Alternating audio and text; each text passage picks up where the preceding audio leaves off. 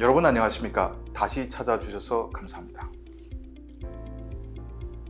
오늘 시간에는 북한에서 불과 10여 년 전에 제일 잘 나가는 연예인으로 만인의 우상으로 떴다가 갑자기 사라진 한 탑스타 여배우의 비참한 운명에 대해서 최초로 정확한 진실을 말씀드리겠습니다.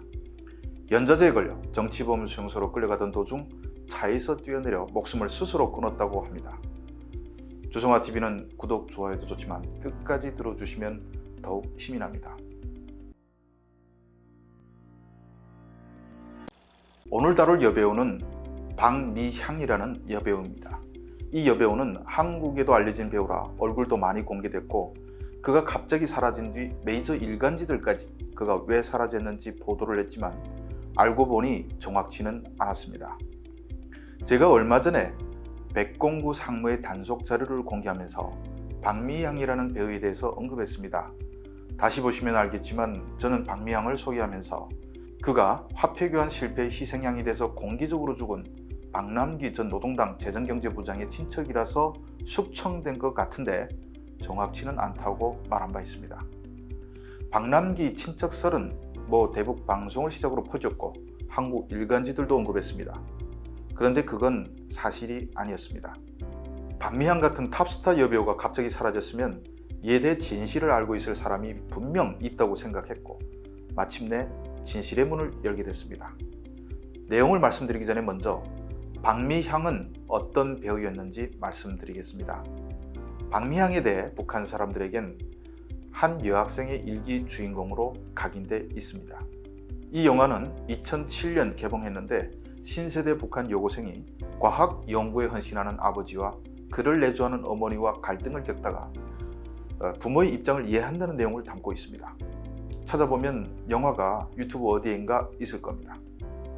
박미향은 평양연구영화대학 2학년에 다니던 중 이 영화 한 편을 찍고 일약 스타로 떴습니다. 김정일이 영화를 극찬하면서 모든 주민이 다 보게 하라고 지시하는 바람에 북한 주민들에게 의무 상영됐기 때문입니다.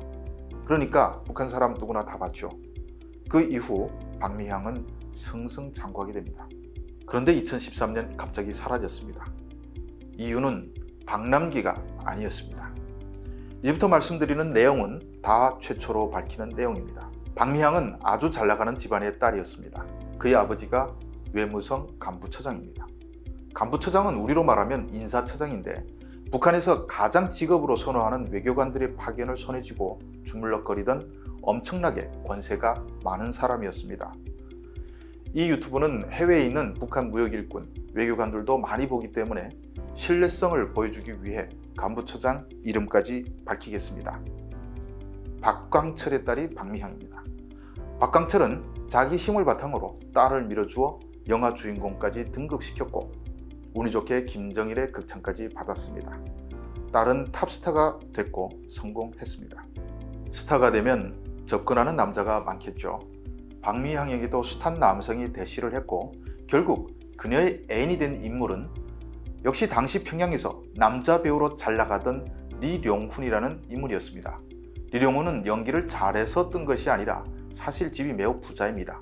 그 돈을 바탕으로 주연 배우로 떴고 우리의 강남 오렌지족처럼 돈 많은 집 자제 무리들을 이끌고 잘 나가던 남자입니다. 이 배우는 아직 살아있습니다. 리룡훈과 박미향의 커플이 만들어지려는 찰나에 한 남자가 끼어들었습니다.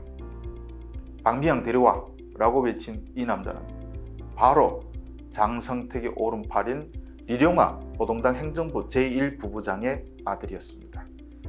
당시 노동당 행정부는 북한의 모든 외화를 손에 쥐락펴락했던 기관이었고 보위부와 안전부를 다 밑에 둔 명실상부한 권력기관이기도 했습니다.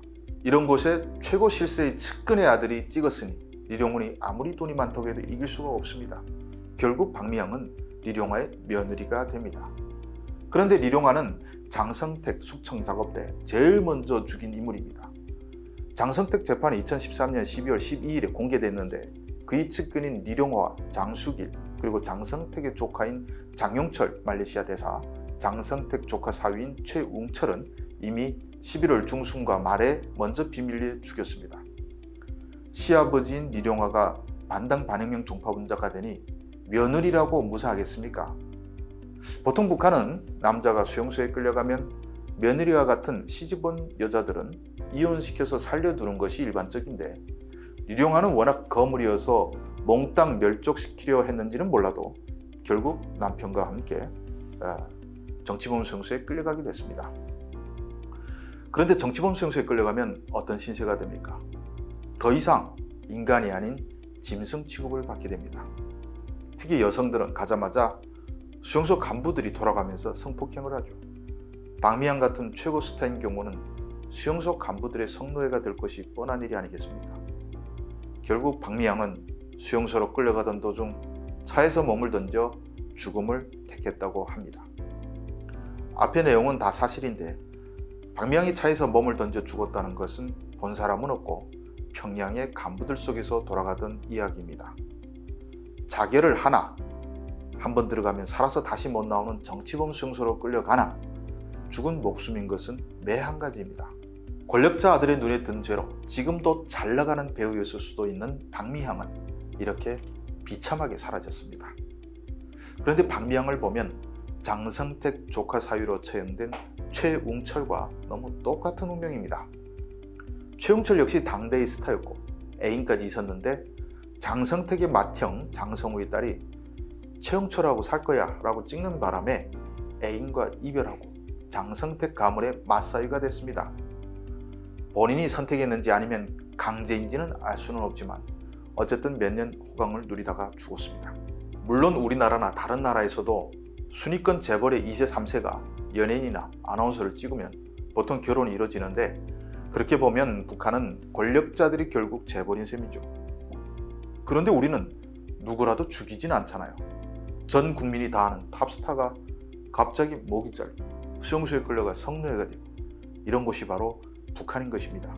저는 여러분들이 믿거나 말거나 어쨌든 중앙당 권력자의 딸에게 출세가 돼서 사위가 됐을 수도 있는 운명을 벗어나 대한민국에서 살 수 있어서 너무 다행입니다. 오늘은 북한 당대의 최고 스타인 박미향이 왜 죽게 됐는지 그 진실을 말씀드렸습니다. 시청해 주셔서 감사합니다.